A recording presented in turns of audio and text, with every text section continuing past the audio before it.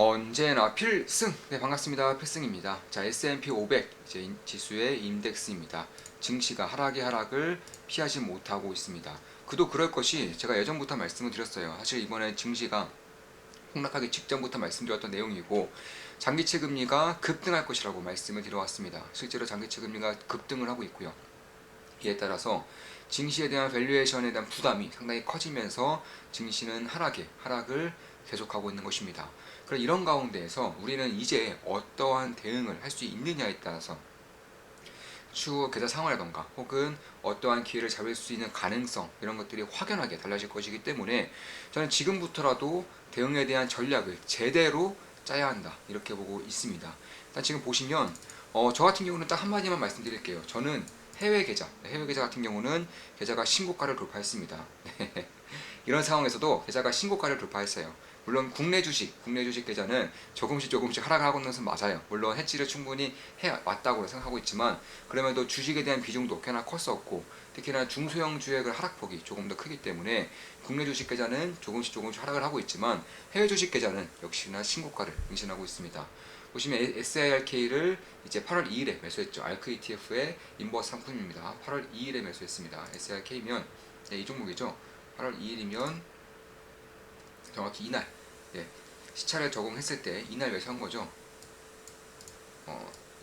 이날인가 정확히 모르겠는데, 아무튼 둘 중에 하루 매수를 했고요. 현재 같은 경우는 약간 24%, 현재 24%의 수익을 내고 있는 것은 맞습니다. 그럼 지금 같은 상황에서 제가 어떤 식으로 대응을 해야 되는지에 대해서도 전부 다 말씀드릴 거예요. 자, 그리고 곧버스, 코스닥 곧버스도 역시나 8월 2일에 매수를 하면서 괜찮은 수익을 내고 있는 것도 사실이죠. 그 외에도 이제 TWM을 8월 8일에 매수했습니다. TWM은 러셀 2000 지수 곧버스라고 보시면 되겠습니다. TWM 같은 경우는 8월 8일이면 역시나 이날이겠죠. 이날 아니면 이날 매수했을 겁니다. 8월 8일 새벽 혹은 8월 8일 이제 오후장, 이거에 따라 달라지는 것인데, 역시나 이때 매수해서 현재는 괜찮은 수익을 내고 있어요. 특히 TWM은 추가 매수까지 했습니다. TWM은 지금 보시면 8월 15일에 이렇게 추가 매수까지 진행하면서 굉장히 좋은 그런 흐름을 보이고 있죠. 이날 아니면 또 이날이겠죠. 이런 식으로 추가 매수까지 진행을 하면서 비중도 꽤나 크고요. 그리고 이에 따른 수익도 상당히 잘 나고 있다, 이렇게 보시면 될 것 같고, 그 외에도 이제 나스닥 곧버스도 8월 9일에 매수했습니다. 나스닥 곧버스를 8월 9일에 매수했습니다. 지금 보시면 QID 지수고요. 8월 9일이면 정확히 이날이죠. 역시나 이날 아니면 이날 이제 매수를 함으로써 8월 9일에 매수를 함으로써 역시나 이것도 한 10%, 9.3% 정도, 9.3%가량의 수익을 내고 있는 것은 사실이에요.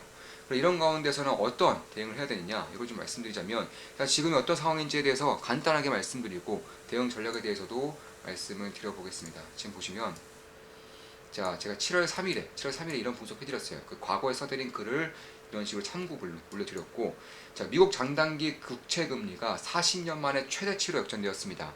무려 1.06% 이상 확대되고 있군요. 이젠 10년에서 30년 금리까지 역전될 기세입니다. 부채 한도 협상에 타결했습니다. 장기 국채의 공급 증가로 가치가 하락하여 금리가 상승할 경우 장단기 금리 역전 정상화 압박이 더 거세질 수밖에 없습니다. 채권 플레이어들과 어느 기관이 채권 시장의 2차 붕괴를 눈물겹게 막고 있지만, 시간은 그들 편이 아닐 가능성이 높습니다. 2020년도에 채권 시장의 붕괴를 말씀드린 이후 얼마 지나지 않아 채권 시장의 붕괴였었죠. 이번에도 다르지 않을 것으로 보고 있습니다. 전체 자산시장에서 탑3에 해당하는 채권 시장의 붕괴, 자산시장 전체에 큰 영향을 줄 수밖에 없기에 면밀히 살피고 있습니다. 슬슬 수면 위로 오르고 있는 가계부채 문제가 무겁게 느껴지고 있는 이유이기도 합니다. TBT, 고려신정보 매일같이 지켜보고 있습니다. 7월 3일에 또 글을 써드렸죠. 윗글의 추가 내용입니다. 기사 핵심 내용입니다. 약 300만 명의 가계대출자는 원금과 이자를 갚느라 최소한의 생계를 이어가기도 힘겨운 상태이며, 이 가운데 175만 명은 아이의 소득보다 원리금 상환액이 더 많아 소비력이 완전히 제로인 것으로 추정된다. 만에 하나 장단기 금리 역전이 정상화되면서 시장 금리가 급등하면, 그러니까 장기 채권의 가격이 급락하면 이들은 어떻게 될 것인지 깊이 있게 생각해 둘 필요가 있습니다.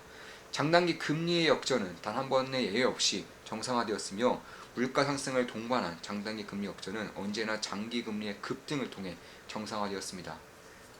이번에도 다르지 않다면 충분히 대비하고 현명하게 대응하는 투자자들에겐 천금 같은 기회가 아닐 수 없을 것입니다. TBT 고려하신 정보 여기까지 지켜보고 있습니다. 7월 3일이죠. 충분히 대비하고 현명하게 대응하는 투자자들에겐 천금 같은 기회가 아닐 수 없을 것이다 말씀드렸고, 저 역시나 해지를 충분히 해내면서 계좌를 현명하게 지켜냄으로써 굉장히 좋은 기회를 맞이하고 있는 것은 사실입니다. 자, 7월 7일 그립니다. 그렇다고 해서 여기서 금리가 단기 금리까지 더 오를 것이냐? 저는 그렇게 보고 있지는 않아요. 단기 금리는 오르는데 분명한 한계가 있을 것이라고 보고 있습니다. 왜냐하면 단기 금리는 정책 금리고요. 정책 금리는 여기서 더 오를 여지가 많지 않기 때문입니다. 사실 거의 다 왔다라고 보고 있어요. 금리 인상 사이클은 거의 다 왔다라고 보고 있습니다. 그 이유에 대해서 말씀드릴게요. 자, 지금 1970년대와 다르다고 말씀드리고 있습니다. 그때는 부채의 규모가 작았기 때문에 급진적인 금리 인상을 지속할 수 있었으나 지금은 그렇게 했다간 경제 대공황을 피할 수 없을 것입니다. 미중 패권 전쟁에서도 자칫 잘못하면 미국에 패배할 수도 있겠죠. 나라가 망해버리기 때문입니다. 다만 그렇다고 해서 인플레이션이 만만한 지금 금리를 완연한 작은 금리를 인하하기에도 쉽지 않을 것입니다. 고금리 시대가 쭉 이어지겠죠. 고금리, 고유가, 약달러 시대로 보고 있습니다. 인프라 투자가 시작되고 고용이 올라오고 임금이 인상되고 있습니다. 인플레이션의 꽃이라고 할 수 있는 순환입니다. 사상 최대치 부근까지 벌어진 장단기 금리 역전이 정상화되면 경기가 급격하게 다운될 수 있으나 저는 경기의 하강 요인, 그러니까 즉 디플레이션이죠. 오히려 디플레이션도 지금부터는 조금씩 대비한다고 보고 있어요. 물론 단기적인 일시적인 현상에 지나지 않을 것이지만 이 디플레이션 자체가 경기 후퇴 리스크 자체가 증시에는 꽤나 크게 다가올 수 있기 때문에 이 부분에 대해서도 꽤나 주목을 해야 한다고 보고 있는 겁니다. 투자로서 장기적인 호황기, 나아가 버블기를 준비하는 것이 올바른 방향일 것입니다. 다만 그럼에도 장기적으로 봤을 때는 저는 경기의 호황기에 조금씩 진입할 준비를 하고 있다, 이렇게 보고 있는 겁니다. 금리 인상이고 나발이고 핵심은 인플레이션 그 자체입니다.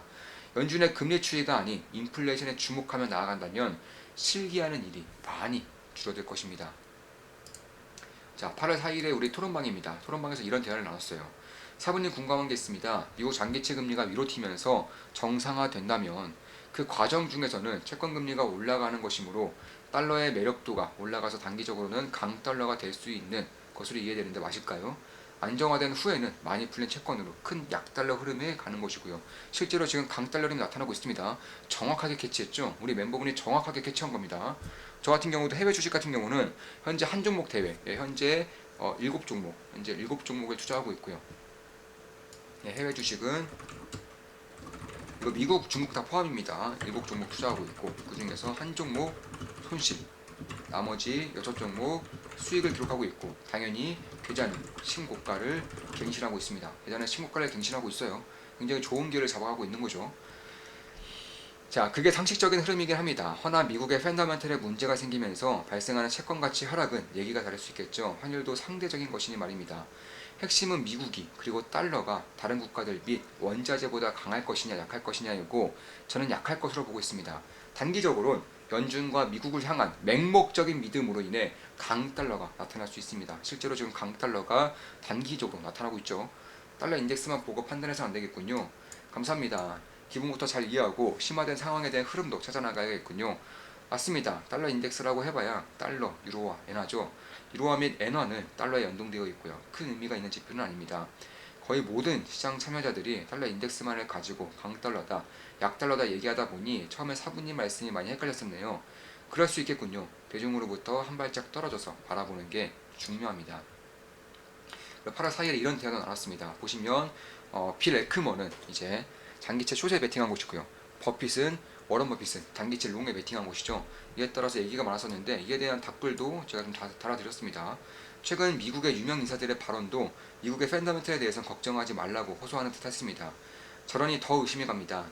사실 걱정할 상황이 아니면 아예 이러한 얘기조차 하지 않을 텐데 우려가 어느 정도 퍼진다고 생각하는 듯 합니다. 실제로 최근에 미국의 금융사들, 미국의 금융권들의 주식 증시가 미국의 금융사들의 그 주가가 폭락하고 있습니다. 실제로 폭락하고 있죠. 채권 가치가 폭락하면서 이제 올해 3월에 있었던 그런 미국 파산 사태가 다시금 발생할 수 있을 것이라는 우려가 팽배해지고 있는 것이죠. 자, 이게 사실이라면 대중들을 향한 가스라이팅의 촉각을 세우게 되네요. 요즘 증시, 개인들의 분위기는 사뭇 달라서요. 그렇죠. 국채에 계속 산다고 했지만 언제 팔지는 말하지 않았습니다. 저희는 뭐 위험을 인지하고 출구 전략을 세워놓고 상황에 따라 대응하면 되겠죠. 사부님께서 항상 하시듯이. 강등 그 자체는 그저 그런 이슈로 보고 있습니다. 그래서 분석해드리지 않은 거고요. 신용등급 강등은 무언가의 결과일 뿐 핵심이 아니죠. 시장, 그러니까 장기금리의 흐름을 봐야 하는데 버핏은 단기채를 매수하고 있군요. 정부가 금리 인하를 할 것으로 베팅한다. 경기를 낙관적으로 보지 않는다라고 해석해도 될까요? 그렇다기보다는 버핏은 상징적인 인물입니다. 미국 자본주의의 수호자와 같은 역할을 하죠. 채권시장 붕괴를 막기는 해야겠고 그렇다고 장기채를 내 돈을 쏟아부어서 막기에는 후달리니 6개월 이하 단기채를 사는 거죠. 미국채를 사는 걸 보임으로써 미국 자본주의에 도움을 주고 은근슬쩍 장기채는 피해서 리스크도 지지 않는 것으로 보고 있습니다. 때마침 땡땡님이 토론방에서 오늘 띄었네요. 대화 나누면 자연스레 정리가 될 것입니다. 저도 일부러 그런다고는 생각했는데 참으로 포지셔닝을 잘하네요. 네, 이런 식의 대화를 나눴었고, 뭐 우리 같은 경우 이제 저희 필스 멤버분들 같은 경우는 금리 상승에 대해서는 뭐 충분히 알고 있었고 인지하고 있었고 대비하고 있었기 때문에 지금은 매우 좋은 기회를 잡아 나가고 있다. 뭐 이렇게 확신을 하고 있고요. 실제로 그런 상황이 계좌에 그대로 녹아들고 있는 것은 맞습니다. 물론 국내 계좌는 저도 네, 저 같은 경우도 손실이 조금씩 커지고 있어요. 물론 그렇다고 해서 계좌 손실이냐? 전혀 아니에요. 여전히 큰 폭의 계좌의 수익권이지만 그럼에도 불구하고 수익권이 조금씩 까여 나가고 있는 것은 맞습니다. 물론 곧버스라던가 아니면 다른 이제 해지할 수 있는 그런 상품의 투자를 진행함으로써 물론 다른 계좌들보다 훨씬 더 상황이 나을 거예요. 다만 그럼에도 국내 주식 계좌는 좋지만은 않다. 다만 해외 주식 계좌는 신고가를 고스란히 갱신해 나가고 있다. 이렇게 말씀을 드릴 수가 있을 것 같습니다. 그럼 여기까지가 지금 상황에 대한 저의 분석이었고 정확히 들어맞았고 이에 따라 좋은 기회를 잡았고 다만 그렇다고 해서 지금부터는 어떻게 해야 하느냐 지금부터 해야 되는 분석 지금부터 해야 되는 대응 전략 이런 것들을 말씀을 드리자면 저는 빅스 지수에 좀 주목을 하고 있어요. 제가 필승사단 강의에서도 말씀드린 부분인데 제가 뭐라고 말씀드렸죠? 이런 시장의 방향은 어느 정도로 정해져 있어요. 이 과정을 전부 다 말씀드리면 필사단 오프라인 강의에 대한 내용이 조금이라도 유출될 수 있기 때문에 제가 지금 필요한 상황만 딱 말씀드릴게요. 정점, 혼란 혹은 혼란, 정점 이 두 개가 항상 부서다녀요. 정점이 오면 혼란이 오고 아니면 혼란이 오면 정점이 옵니다. 이거는 상승도 마찬가지지만 버블기 때도 마찬가지지만 하락기 때도 마찬가지예요. 지금 보시면 이런 식으로 진행이 되고 있어요. 지금 보시면 나스닥인데 나스닥 지수도 제대로 된 반등조차 하지 못하고 이런 식으로 꺼지고 있죠. 이런 상태에서 지금쯤이면은 기술적 분석으로도 지금 보시면 정확히 이 라인이죠. 조금 더 좀 정확하게 잡아드리면 정확히 이 라인까지 왔습니다. 이 라인 부근에서는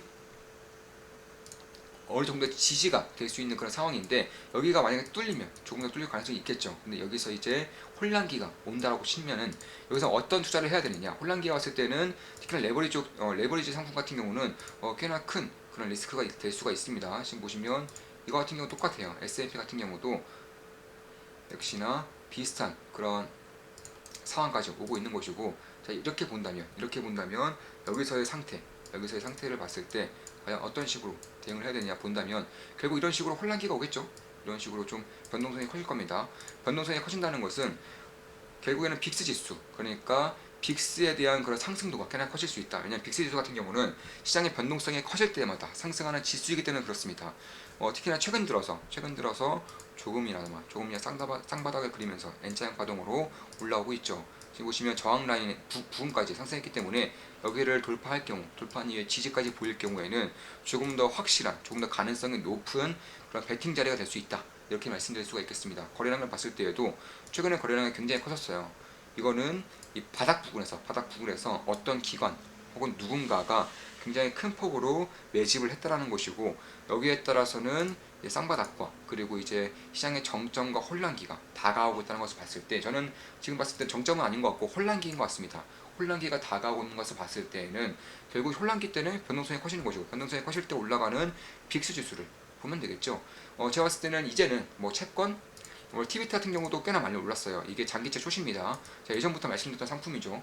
여기에 대한 상승도, 그러니까 장기 국채 금리의 상승을 지켜봐야 한다면서 TBT를 본격적으로 찝어드렸어요. 이게 장기채 숏 곧버스입니다. 장기채 숏 곧버스이고 이것도 어느 정도는 왔다라고 보고 있어요. 왜냐하면 이제는 지금 정도라면은 거의 뭐 10년 만에 거의 최대치 부분까지 올라온 것이기 때문에 이럴 때에는 미국 정부에서 혹은 미국 기관에서 그런 오퍼레이션 트위스트를 이제 도입할 수가 있다는 거예요. 그러니까 장기채 금리를 찍어 누르기 위해서 장기채를 사고 단기채를 팔므로써 그 돈을 장기채를 사는 곳인데 실제로 최근까지 단기채 위주로 발행이 되었기 때문에 장기채를 파는 것이 미국 정부 입장에서는 그다지 그렇게 뭐랄까요, 좀 부담스러운 행위는 아니에요. 특히나 금리 인상에 대한 끝이 이제 마무리가 되고 있기 때문에 단기 국채가 팔면서 단기 국채를 시장에 내보내면서 단기 금리가 오른다고 한들 그렇게 부담되는 상황은 아닙니다. 왜냐하면 실질적인 금리 인상이 거의 끝이 났고 특히나 지금까지는 단기채 위주로 발행이 되었기 때문에 이제는 단기채를 많이 들고 있는 단기채를 좀 시장에 내풀면서 그 돈으로 장기채를 다시금 끌어들인다면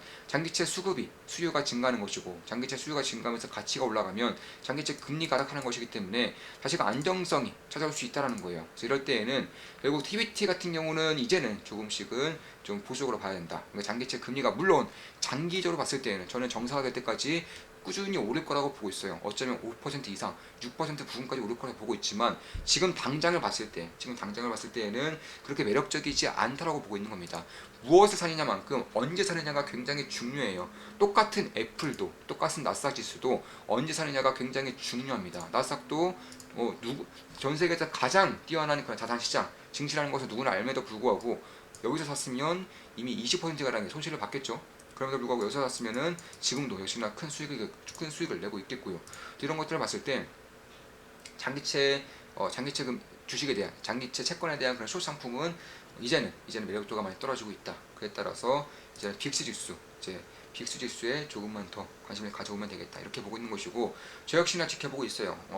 조금 더 자리가 확실해질 경우, 조금 더 자리가 만들어질 경우, 흐름이 만들어질 경우 역시나 빠르게 매수할 수 있는 것이고 언제나 그랬듯이 우리 멤버분들에게 실시간으로 공지해드리면서 매수를 진행할 겁니다. 자, 이것으로 방송 마치겠습니다. 물론 제 모든 영상은 매수 매도, 추천 리딩 절대 하는 거 다들 알고 계시죠? 참고하시면 되겠습니다. 지금까지 제가 이번 증시 폭락의 사이클을 정확히 맞출 수 있었던 이유, 물론 2021년의 그 하락기, 2022년 하락기, 그리고 올해 3월과 지금도 마찬가지로 저는 시장에 대한 본격적인 조정 직전에 항상 영상을 통해서 단 한 번의 예외 없이 영상을 통해서 항상 말씀했던 부분이고 전부 다 맞아떨어졌어요. 이번에도 역시나 제 의견은 맞았고요. 그래서 이제는 다시금 변동성이 생긴다면은 이제는 숏보다는 그러니까 증시 하락이라던가 금리의 상승보다는 결국 이쪽에 대한 그런 투자가 이제 발생할 수도 있는 시기가 되고 있다. 물론 제 모든 영상은 매수매도 추천 리딩 절대 아닌 거 다들 알고 계시죠? 참고하시면 되겠습니다. 자, 지금까지 필승이었습니다. 필승 구독, 알림 설정, 좋아요는 돈이 됩니다. 필승!